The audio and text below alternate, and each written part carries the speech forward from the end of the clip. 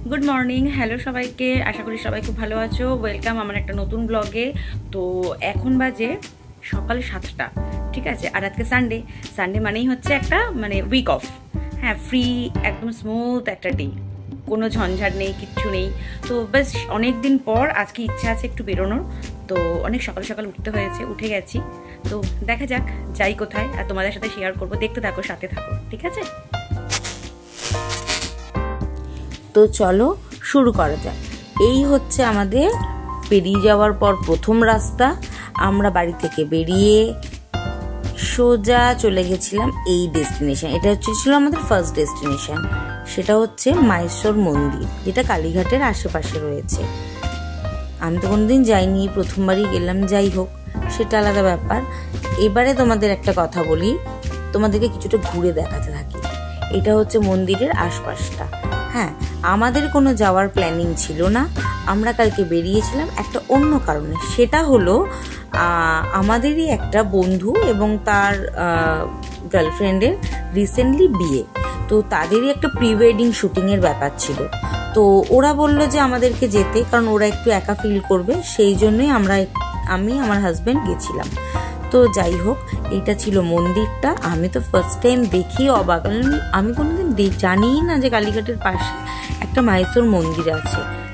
তো গেলাম, যাওয়ার পর আমরা তো অনেকটা সকালে গেছিলাম।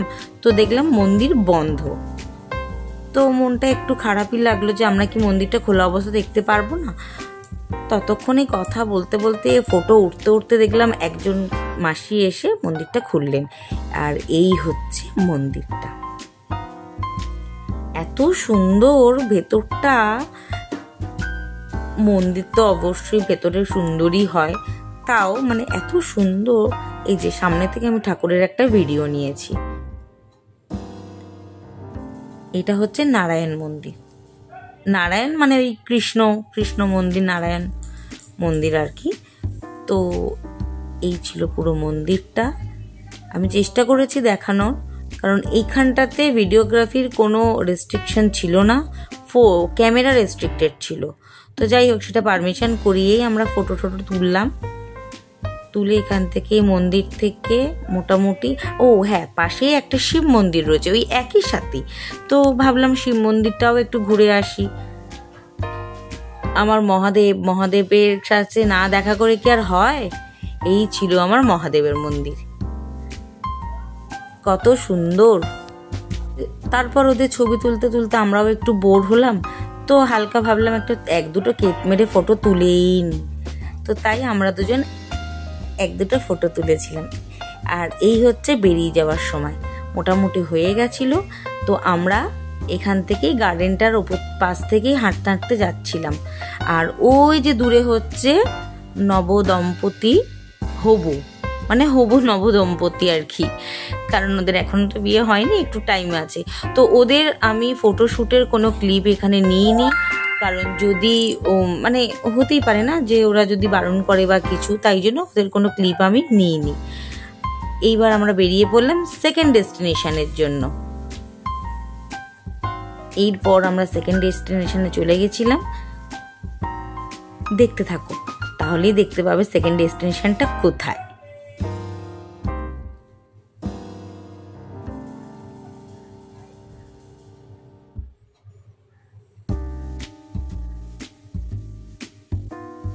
আর সকালের আমেজে না এত সুন্দর লাগছিল রাস্তাঘাট, মানে বলে বোঝানোর কথা নয়।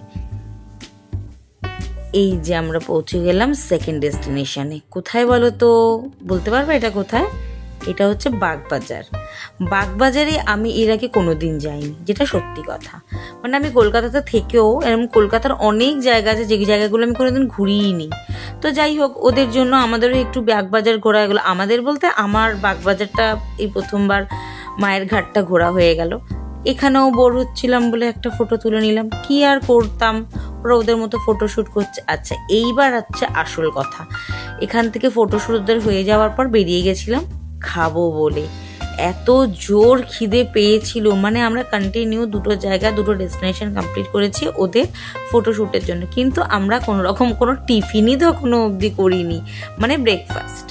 তো যাই হোক, আর কিছু করার নেই, তাড়াতাড়ি করে গিয়েই আগে ব্রেকফাস্ট করতে চলে গেলাম। ব্রেকফাস্ট করে আমরা থার্ড ডেস্টিনেশনে পৌঁছে গেলাম। ব্রেকফাস্টে ক্লিপ আমি নিতে পারিনি, কারণ এত জোর আমার খিদে পেয়ে গেছিলো। এটা হচ্ছে থার্ড ডেস্টিনেশন, যেটা হচ্ছে made cafe. Are made cafe আমি এদিক ওদিক ঘোরাঘুরি করে দেখছিলাম, ওরা ততক্ষণে টিকিট কাটছিল। টিকিট কাটা হয়ে যাওয়ার পর এই যে এন্ট্রি নিলাম। মাই গড, ভেতরটা এত সুন্দর। যদিও এখানে ভিডিওগ্রাফির কোনো পারমিশন ছিল না, তাও আমি একটু একটু করে নেওয়ার চেষ্টা করেছিলাম তোমাদেরকে দেখাবো বলে। এই হচ্ছে ভিতরটা, এত সুন্দর। আবার বোর হচ্ছিলাম, কি করব, তাই একটু নিজেকেই টাইম দিচ্ছিলাম। তখন আমার হাজব্যান্ডও ব্যস্ত হয়ে গেছিলো, জানি না কেন কোথায় চলে গেছিলো, বুঝতে পারিনি। একাই একটু বসে বসে টাইম পাস করছিলাম। দেখো ভেতরটা এত সুন্দর, যদিও আমি সবটা তোমাদেরকে দেখাতে পাচ্ছি না, কারণ কি অল্প করে একটু করে ক্লিপ নিচ্ছি, তাও ভয়ে যদি কেউ দেখে, যদি বাজে ভাবে একটা, সেই জন্য। তো এইটা ছিল ভেতরটা, কত সুন্দর। এখানে না ফটোশুটের জন্য প্রি ওয়েডিং খুব ভালো, খুব সুন্দর। কিন্তু এখানে একটা সমস্যা ছিল, সেটা হচ্ছে এরা এখানে ড্রেস চেঞ্জের কোনো পারমিশন দিচ্ছিল না। তো সেটার জন্য আমাদের একটু বেশি এখানে টাইম লেগেছে, কারণ বারবার ওরা দুজন বেরোচ্ছিল, আবার ড্রেস চেঞ্জ করছিল বাইরে থেকে, আবার ড্রেস চেঞ্জ করে এখানে এসে টিকিট কেটে ঢুকছিল। যাই হোক, থার্ড ডেস্টিনেশনে কমপ্লিট হয়ে গেছে। এইবার আমরা বেরিয়ে পড়েছি খাবো বলে। যা জোর খিদে পেয়েছে, মানে আর কি লাঞ্চ খাবো, মানে লাঞ্চ। কারণ আমাদের মেড ক্যাফেতে অনেকক্ষণ টাইম লেগেছে, কারণ ওখানে যেহেতু ড্রেস চেঞ্জের ব্যাপার ছিল না, মানে পারমিশন ছিল না, তো ওদের চেঞ্জ করার জন্য ওদেরকে বাইরে বেরোতে হচ্ছে, আবার ভেতরে যেতে হচ্ছে। আর তারপরে এই দেখো আমাদের ভুক্কারওয়ালা মুখগুলো, ওদের হয়ে গেছে ফটোশুট। ওটা ছিল ক্যামেরাম্যান, আর এটা হচ্ছে আমার বর।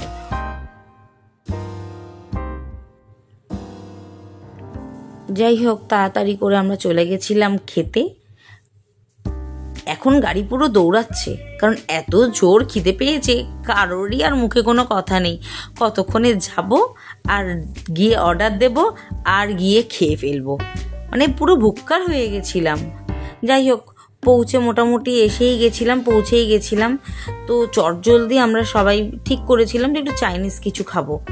তো মোটামুটি পৌঁছেই গেছিলাম কাছাকাছি, আশেপাশেই। আমরা সবার প্রথমে ভাবলাম যে কোথায় যাওয়া যায়।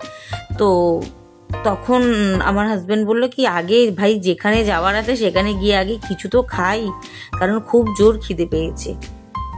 তো যাই হোক, ফাইনালি মোটামুটি পৌঁছেই গেছি আমরা। আর আমরা চলে গেছিলাম আজকে মোমো প্লাজাতে। এটা একটা চাইনিজ রেস্টুরেন্ট, মোমো প্লাজা। এটা হচ্ছে রেস্টুরেন্টের ইন্টেরিয়ারটা, তোমাদেরকে একটু করে দেখানোর চেষ্টা করেছি। আর ভাবছিলাম কতক্ষণে খাবারটা আসবে, আর কতক্ষণে খাবো, বলতেই এসে গেল। এইবার শুধু দেখবে খাবারের ফটো, আর কিছু বলতে পারছি না বাবা, এবার শুধু খাবো।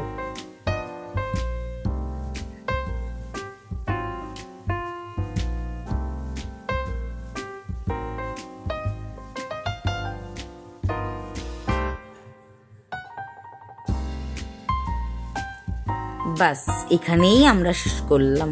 খাওয়া দাওয়া হয়ে গেল, আর শুধু মনে হচ্ছে রেস্টুরেন্টের পাশে বাড়িটা থাকলে ভালো হতো। এইবার ঘুম পাচ্ছে, মানে কন্টিনিউ প্রত্যেকটা জিনিস পর খেলাম, এবার ঘুম পাচ্ছে।